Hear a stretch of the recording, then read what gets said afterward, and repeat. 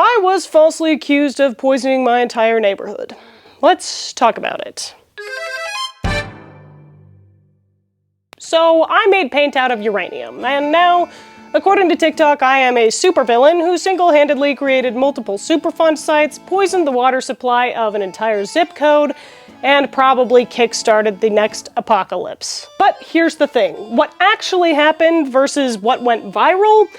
Completely different stories, and the fallout of this situation, pun absolutely intended, says a lot about why we're so afraid of nuclear energy, even when it's saving millions of lives every single year. Let's fix that, shall we? First, a quick introduction. Wait, I literally just explained this actually in a video 2 videos ago, so let me just have a little flashback here. Most of you watching this probably already know, I run a channel here on YouTube called The Brush with Becca, where I talk about strange and unusual paints, colors, and moments in art history. As part of that, I often make my own oil paints, because a lot of the pigments that used to be used as paints in the far past are now so incredibly rare, toxic, deadly, radioactive, or just plain hard to find that you don't really see them around anymore. I find those pigments and make them into paints so that people watching can get a good idea of what they used to look like in a visual sense, because we don't paint with those colors and those pigments anymore. They're functionally extinct, for the most part. So now you know a bit about me and what I'm doing here on YouTube and other platforms, let's get into the situation. On January 30th, I posted a video making oil paint out of yellow cake uranium. In making this video, I'd done extensive research and used proper safety gear. I posted it, as usual, and people thought it was pretty rad. But then, a couple of weeks later, this happened. For the first time in my life, I had to report somebody to the NRC. This person decided to make paint out of yellow cake uranium. But that's not what this video is about. It's about the respirator. I've done some digging. This respirator's the wrong shape. These carts? I don't know what kind of cart that is, but I think those are vapor carts. Yeah. A self-proclaimed TikTok radiation expert started making a bunch of videos claiming that not only was I using all the wrong safety gear, but that I had put myself and my whole neighborhood in danger. I had probably poisoned my whole neighborhood's water supply. They compared me to Marie Curie, and also compared the situation to deadlier nuclear accidents like Guyana, etc., etc., etc. True. Just because it comes from the planet Earth does not mean it won't kill you with extreme prejudice, and that it will suck as you die.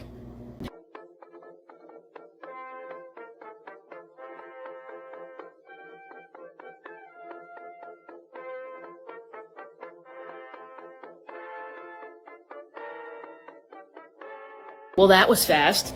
The NRC has received your concern. Based on your description, we were able to determine that this individual is located in Utah, which is an NRC agreement state, meaning the state regulates the use of radioactive materials. The NRC will pass your concern on to the state of Utah.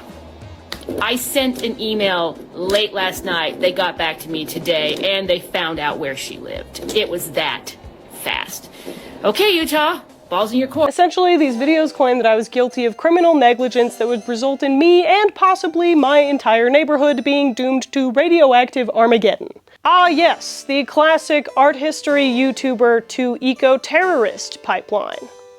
Why didn't I think of it before? Now, I don't know if you've noticed, but this is an art history channel, so I'm definitely not claiming to be a radiation expert.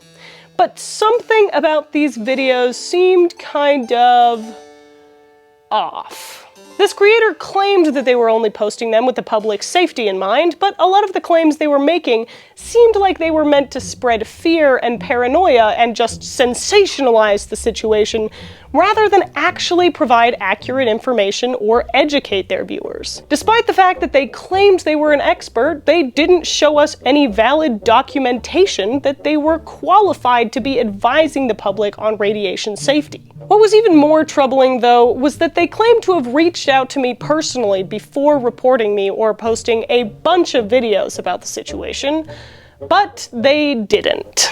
So following this creator posting over 50 of these TikToks, often posting multiple videos a day, and accusing me of a bunch of different crimes and essentially being this generation's radioactive Girl Scout, I decided to consult the real experts. Specifically, I spoke with Dr. Dr Memmott, an award-winning nuclear scientist, engineer, professor, and author of over 40 peer-reviewed studies about nuclear energy and safety, as well as the creator of 11 different nuclear patents. Suffice it to say, Dr. Memmott's got uranium on the cranium. And turns out, when I asked him about what he thought about the safety of the whole situation, he said this. This is a little radiation individual dose calculator. And I put in some pretty worst case scenarios. So I'm assuming you had 1 gram of straight uranium, which you actually did have, that it was natural uranium, that it was absolutely pure. Okay? Mm-hmm. And then I assumed that you had painted with it, which is what you'd done. Right? Now, you did do some mixing first, and you did have PPE for that, which is great. Okay? Mm-hmm. And despite what was claimed, that PPE that she was citing is required if you're constantly in that environment and you have high concentration of uranium that you're trying to get out. But we're talking uranium dust that was fairly stable, and it was distributable, but not up in the air. So the most reasonable case is where we have you painting it on a plane. So we have this uranium external on a plane. Okay, and it's continuous, meaning you're continuously exposed to it for long periods of time. And then we wanted to look at, okay, what's the dose immediately, over a year, over 10 years, etc. And when you go through and do that calculation, the dose that you'll see immediately is about, meaning if you just stick around that for an entire year, if you keep that next to you for an entire year, you'll get about 1.66 microsieverts per year. So that probably doesn't mean a lot because radiation units are oblique and obscure. But there's a nice little diagram that was made after Fukushima that kind of gives frame of reference for exposure. And if we look over here, a dental x-ray is 5 microsieverts. So 1.6 microsieverts means you got about 3 times less than you'd expect from a dental x-ray if you're with that all year long. Oh my gosh. And even more than that, if you spend 1 day in an area with higher than average radiation, say for example, you go to Colorado or Utah, where we live, because we're higher up, we get more radiation because less air is above us to block the sun's radiation. You're gonna get 1.2 microsieverts in a day just being in a place like Utah. You'll get even more than that if you fly from New York to LA, for example, down here on this one right here, New York to LA, because you're so high, you're gonna get a 40 microsievert dose.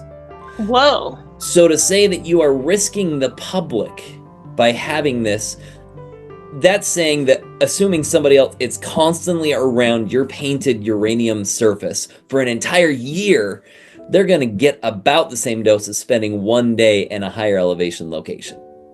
So your risk is the same as asking somebody to go on a hike with you for a day. Wow. Right? I mean, just ludicrous claims that you are poisoning or risking the public. And this is just based on public uranium calculations and well-known dose rates. Okay, but what about the PPE? So you've heard an actual expert opinion on the situation. So what went wrong here? Why were people out for blood? Well, for a lot of people, nuclear equals scary. Most people don't immediately Google every TikTok they watch, or would even know what to Google in this situation. So even though this person on TikTok was spouting a bunch of nonsense, the actual facts in this situation ended up lost in the absolute cesspool of misinformation and fear-mongering around pretty much anything labeled radioactive. Now, obviously, I am not recommending that you go out and buy yourself a bunch of cesium. Please don't mess around with a bunch of radioactive materials. That is not the point of this video, and it is not what I want you to do. That's a terrible idea. Do not do that. Let me emphasize here, safety when you're dealing with radioactive materials is crucial. But you know what's just as crucial? Telling people the actual truth about these radioactive substances and the nuclear energy that comes from them. Misinformation has real consequences, and when it comes to the misinformation about nuclear energy, these consequences are often deadly. Just maybe not in the way you're thinking. So now I'm bringing it back, baby. I'm giving you all of the information about the energy that comes from those spicy rocks. Let's go. Okay, listen, I'm not usually one for conspiracy theories, but when I say that one of the big reasons that people are so afraid of nuclear energy is because people have been intentionally spreading fear and lies about it for decades, it's not even really a conspiracy theory, it's just true. Cue radiation expert. I feel like going, I guess, off script a little bit with the interview questions, it has been frankly, like, insane to learn. Like, I almost feel like I've uncovered, like, the world's longest and biggest, like, smear campaign. Yeah. Like, it was bonkers to, like, look at, like, the fear around something versus the actual scientific facts and the measurable, the measurable, like, negatives and positives from something versus the perceived negatives. It's just crazy. And in fact, you're not wrong when there's a book by somebody named Richard Rhodes, who's a Pulitzer Prize-winning author, and he writes about the history of a lot of things, including nuclear. And he wrote a book called Energy that basically covers the Industrial Revolution and energy from starting in England with coal and steam engines all the way to today. And when he discusses nuclear, he points out that there was a group of people that followed Thomas Malthus, who was a philosopher / activist who felt like the population of the Earth was too high and it needed to be greatly reduced. Oh no! And they felt threatened by nuclear because nuclear provided such cheap and abundant electricity that the population of the Earth could skyrocket. And so they felt it was their obligation to make people so afraid and so nervous about nuclear energy that the regulation got so stringent as a result that it wouldn't be innovated and it wouldn't be promulgated. And they were very successful. There were letters that he revealed that showed that this was an intentional effort to smear nuclear energy, joined in by oil companies and groups elsewhere, to try and make it fearsome so that we wouldn't have this nuclear energy. And they succeeded with flying colors. Wow. Yeah, that's crazy. And what was the time period on this, did you say, again? Oh, if I remember right, it's in his book. I think it was 60s, 70s time frame, if I remember right. It's been a while since I've read that book. But yeah, he has letters from the various environmental groups and other groups saying, hey, we need to make this happen with nuclear so that we can keep expensive energy and keep the population down, etc. Oh, crazy. It's nuts. It's just bonkers. So yeah, what's more fun than intentionally keeping clean energy sources from the world in an effort to literally kill off a bunch of the population? Yay!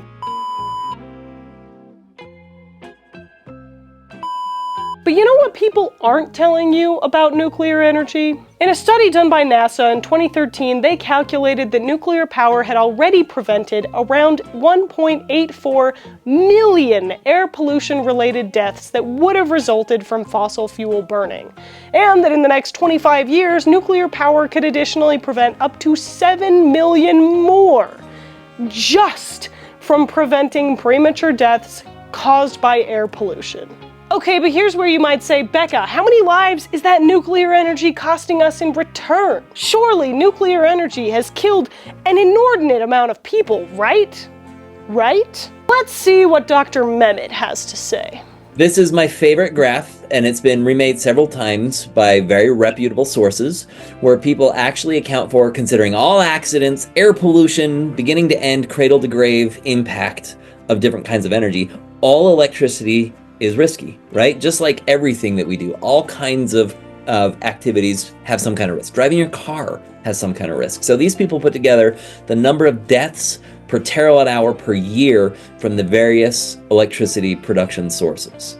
And what I want to call your attention to is the fact that the second from the bottom, meaning the second safest power that we know how to make, is nuclear power, with only 0.03 deaths per terawatt hour per year. And that counts all the accidents. And when we think about things like Fukushima, people are concerned because one operator died because they walked into radioactive water that was really radioactive. But there were 30,000 people that died from the earthquake and the tsunami. Do we really want to spend all of our resources declining a very cheap energy source and a very reliable energy source because one person died from that while 30,000 people died from the other natural event? right?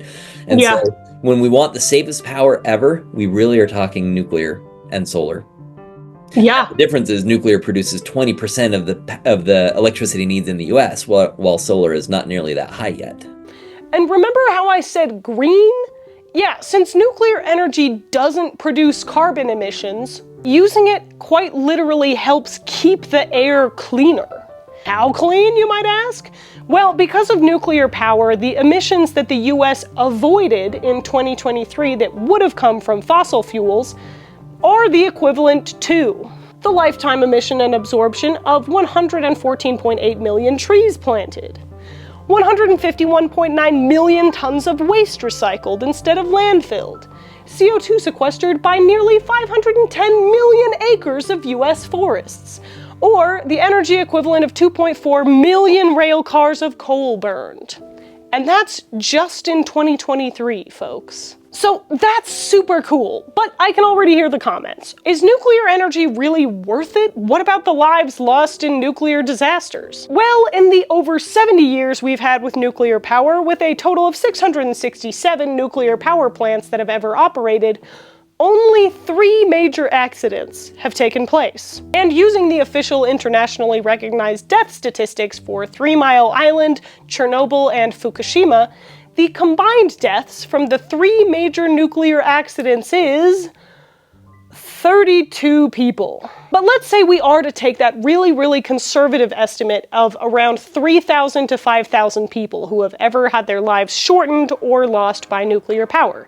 Compare that to the research from Harvard that estimates that around 8 million people died from fossil fuel-related deaths in 2018 alone. And it seems to me that we've been judging nuclear energy really unfairly here. But I know what you're saying. What about the bombs? Well, as it turns out, being afraid of nuclear energy because of nuclear bombs is a little bit like being afraid of sodium chloride because it has sodium in it. Sodium is an extremely volatile element and can be very explosive. And sodium chloride is literally just table salt. In fact, according to worldnuclear.org, it should be emphasized that a commercial-type power reactor simply cannot, under any circumstances, explode like a nuclear bomb. The fuel is not enriched beyond about 5%, and a much higher enrichment is needed for explosives. So not only will nuclear power plants not explode, they can't. So, in other words, nuclear power plants do not equal nuclear bombs.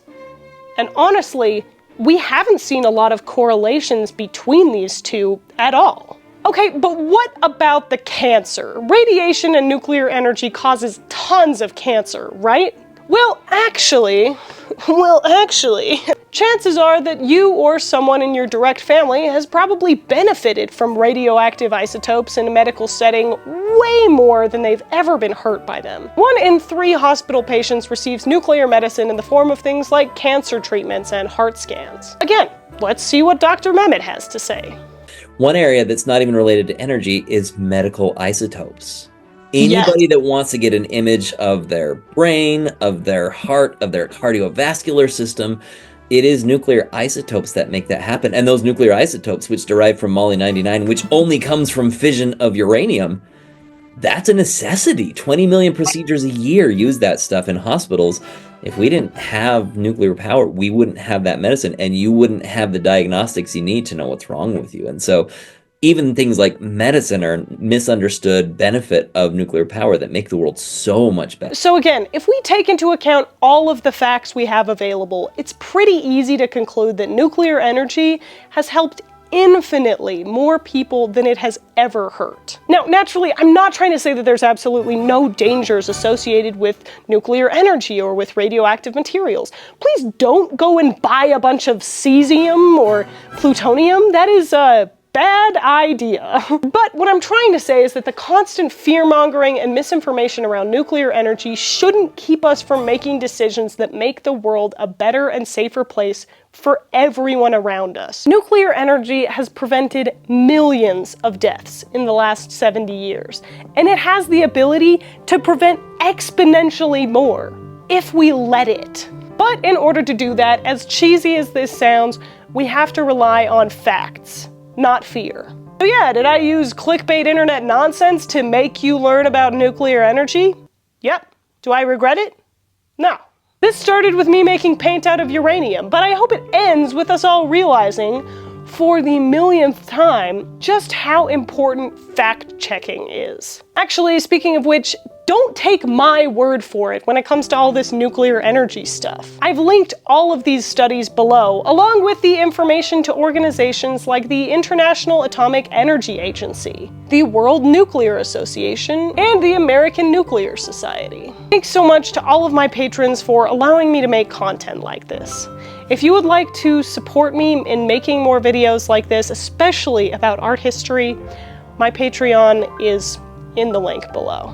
Now, let's go off script for a second, because there is one more serious thing that I do feel I have to speak about in this situation. Because all of the misinformation that was spread about me online, I'm not going to lie. There was a period of time there where I was seriously concerned for my personal safety. Dang it!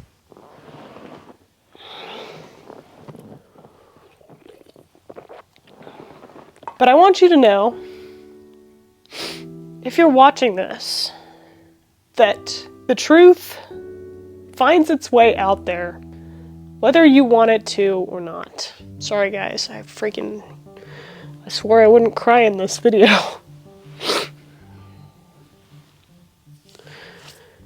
But the most important thing in this situation is not that my ego was hurt, or that my name was dragged through the mud for no reason. It's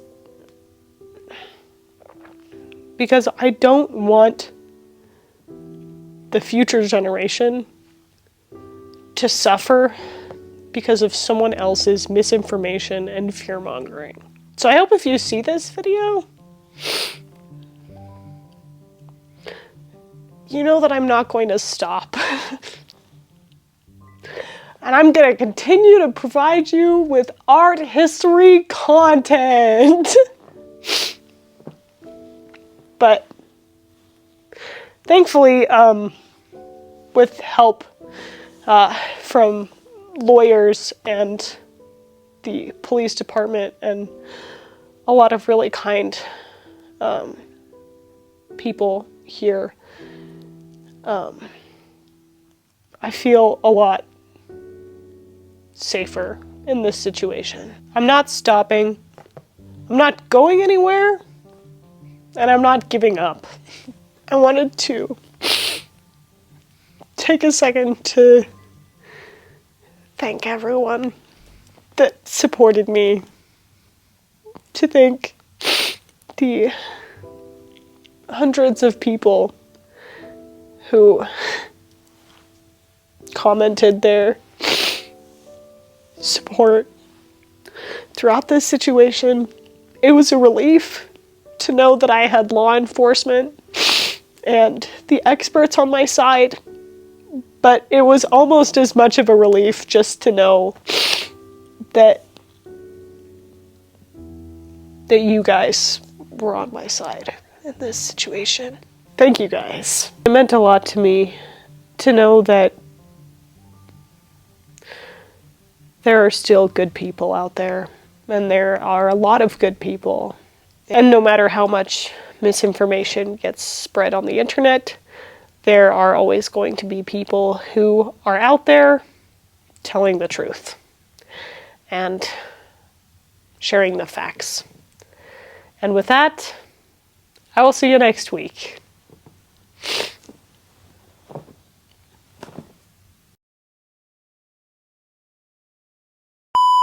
I'm sorry I was so sniffly in this video.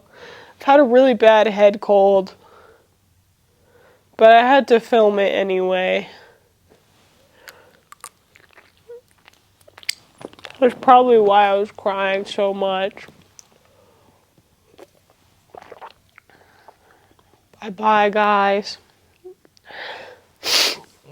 See you next time.